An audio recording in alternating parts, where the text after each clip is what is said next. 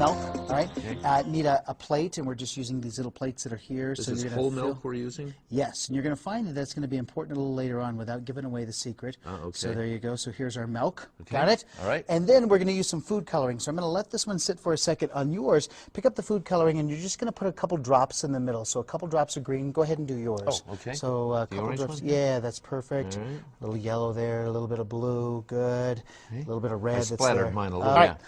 So we want the milk to move, and believe it or not, to get the milk to move around so we see a burst of color, we're going to use Dawn dish soap. All right, so just any hand dish soap, but we're going to use this as our piece there. And we have some cotton swab. So go ahead and take your cotton swab, dip it down into the soap, and then kind of work it off to the side so it's not super drippy.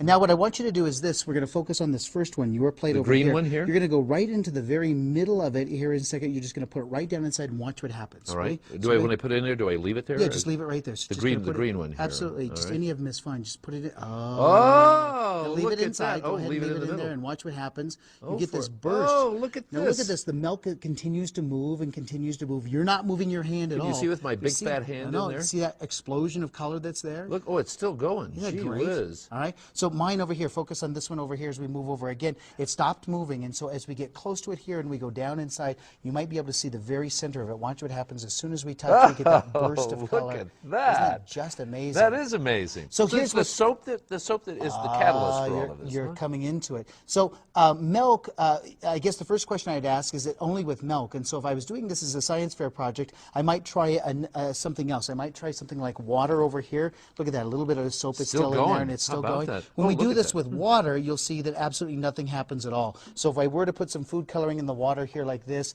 and then try to put this in here, it doesn't move around. Yeah. It gives us an initial little, it moves out of the way, but then it doesn't move around like you see with the other ones. So the secret is the fat in the milk, all right, and the soap. Oh. So soap, if you